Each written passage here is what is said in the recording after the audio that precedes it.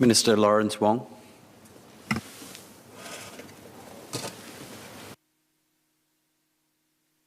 Mr. Deputy Speaker, I thank members Mr. Gan Thiam Poh, Mr. Yip Hon Wing, Mr. Louis Chua, and Mr. Louis Ng for the support for the bill.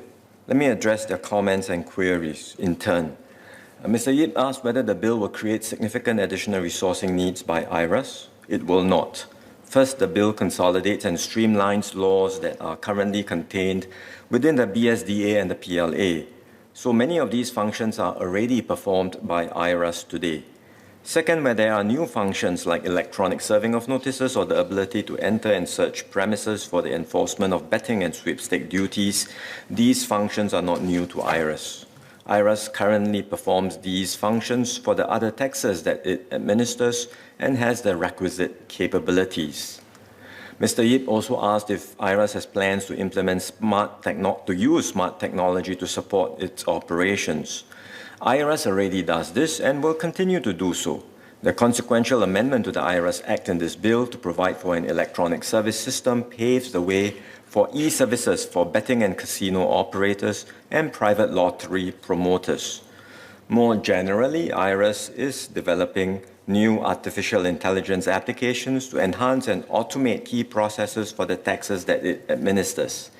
IRAS will continue to improve on its administration and enforcement to keep it efficient and effective. In fact, for fiscal year 2020, across all taxes, IRAS has kept its cost of collection low at less than 1 cent for every dollar of tax revenue collected. Mr. Ng asked what enforcement tools are available to IRAS for the recovery of unpaid gambling duties and where the maximum penalties have already been reached. He also asked whether softer measures are available for an indebted individual to meet his tax obligations. The taxpayers for the 3 types of betting taxes, casino tax, private lotteries duty, and betting and sweepstake duties, are business providers of gaming and generally not individuals acting in their individual capacity. So far, these taxpayers have been compliant. If the need arises to recover unpaid betting taxes, the tools available for IRAS include suing the taxpayer or appointing someone who holds money for the taxpayer, such as a bank, to pay the sum to the commissioner. And if an individual is indebted, IRAS will explore a payment arrangement with the indebted individual to meet his or her debts.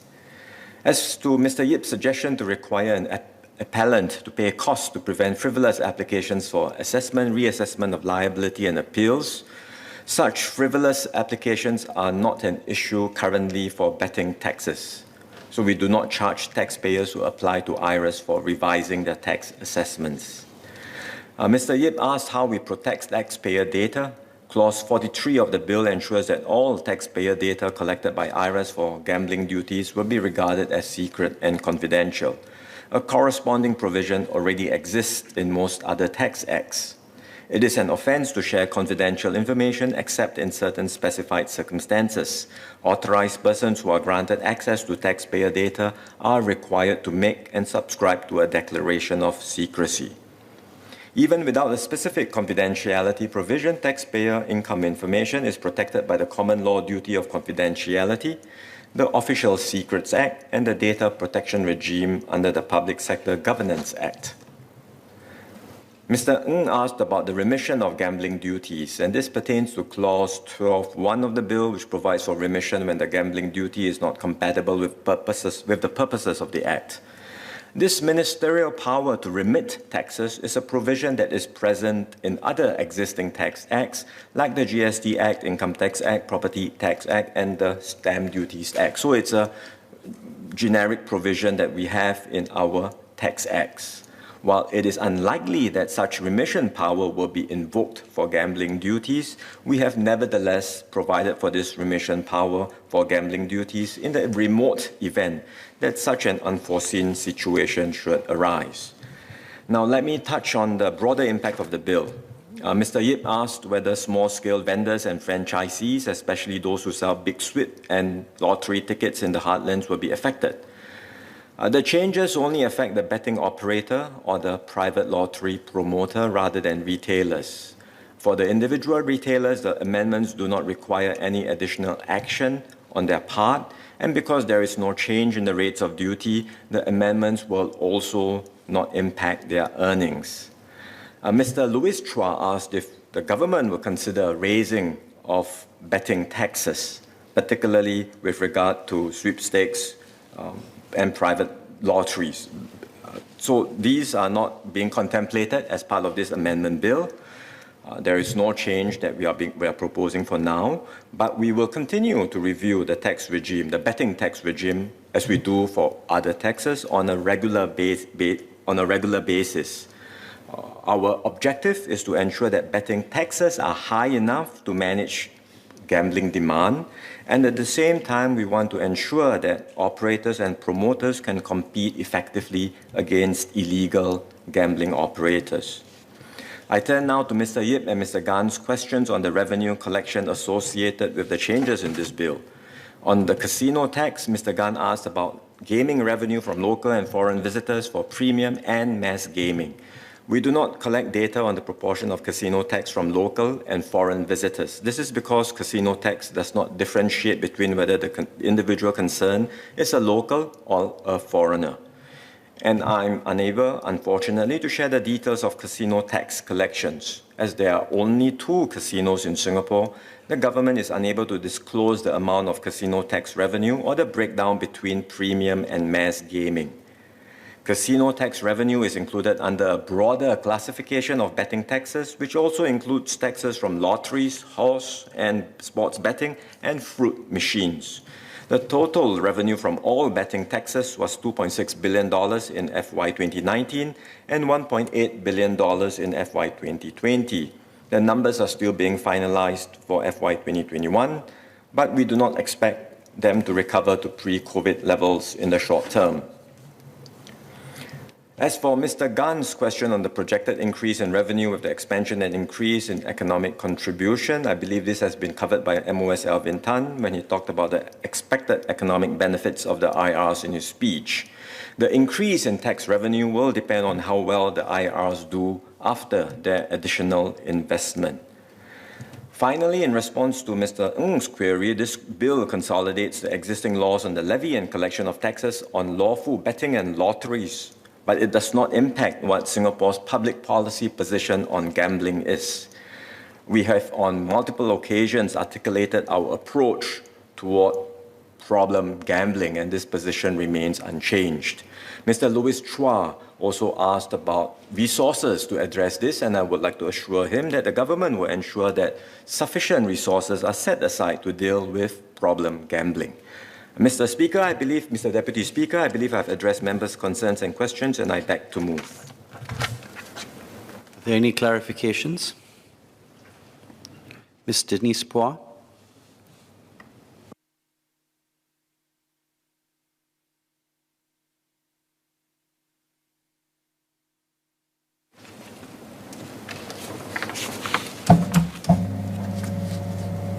Thank you, Mr. Deputy Speaker.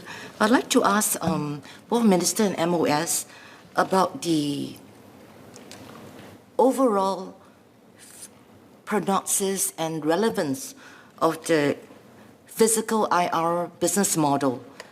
And I have several reasons for that. Number one is with COVID, and whether endemic or pandemic, there's a lot less travel, especially in business travel.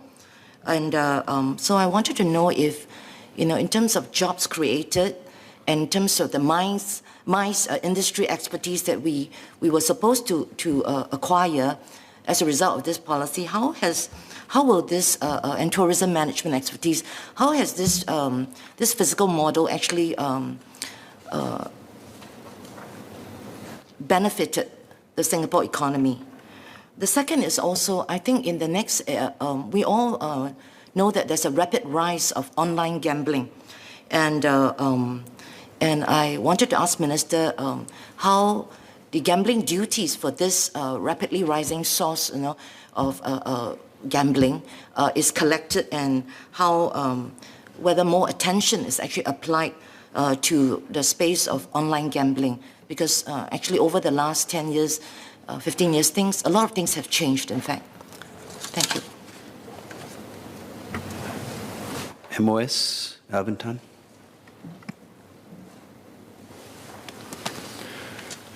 Mr. Deputy Speaker, I thank Ms. Denise Pua for a question. This is with regards to the overall tourism strategy and our strategy with regards to MICE. I would say that, as members are aware of, the tourism sector, indeed the aviation sector and associated sectors have been hard hit by COVID-19 due to travel restrictions due to SMM measures.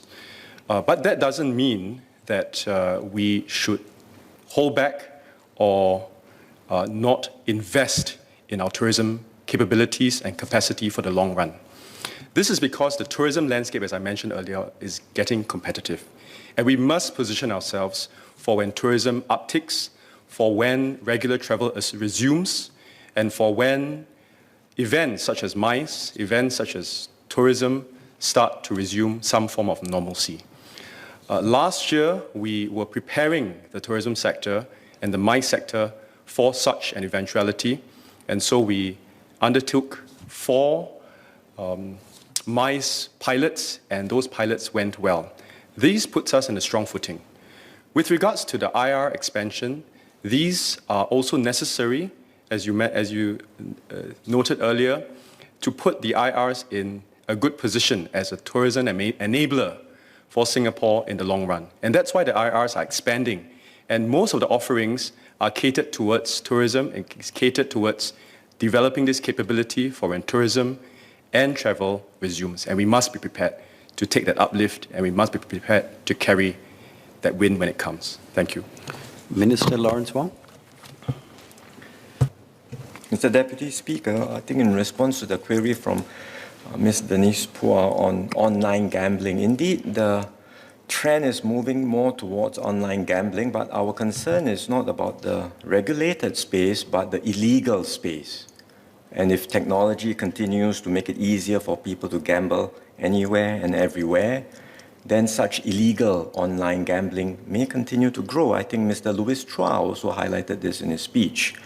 I think a fuller exposition on all the safeguards that the relevant authorities have put into this is probably worth a separate airing, not related to this bill, because this comes under various agencies, including the Ministry for Home Affairs. But I would assure the member that the government pays close attention to this, and we continue to keep a close watch to monitor the issue of problem gambling, including problem gambling online.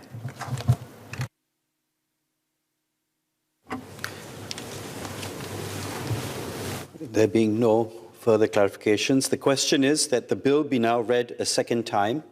As many as are of that opinion say aye. To the contrary say no. I think the ayes have it. The ayes have it. Gambling Duties Bill. Committee, what stage? A committee stage, what day? Now, sir, I beg to move that Parliament will immediately resolve itself into a committee on the bill. The question is that Parliament will immediately resolve itself into a committee on the bill. As many as are of their opinion say aye. To the contrary say no. I think the ayes have it. The ayes have it.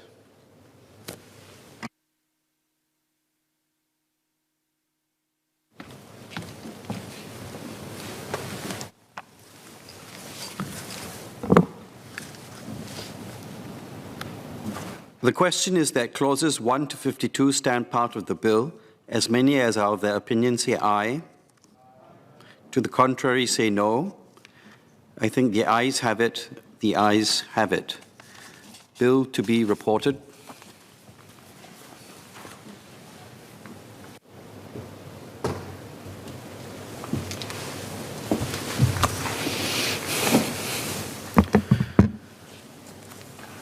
The Minister for Finance.